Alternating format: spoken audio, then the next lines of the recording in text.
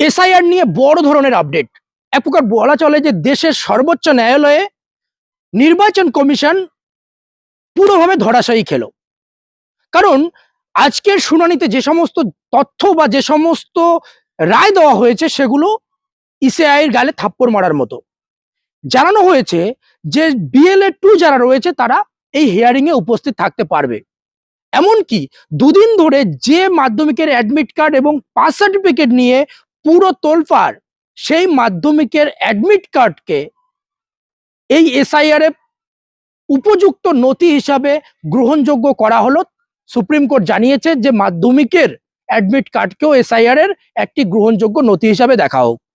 Logical discrepancy এবং unmapped যে কেসগুলো আছে সেই কেসগুলোর পুরো তথ্য বা পুরো তালিকা প্রকাশ করতে হবে, এমনটাই জানিয়েছে সুপ্রিম কোর্ট।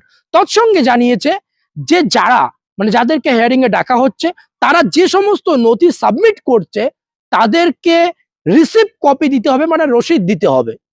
তো এটা এক প্রকার বলা চলে যে ইসিআইয়ের গালে থাপ্পড় মারার মতো পরিস্থিতি এবং এটা এসআইআর এর আজকের দিনে সর্বোচ্চ একটা আপডেট।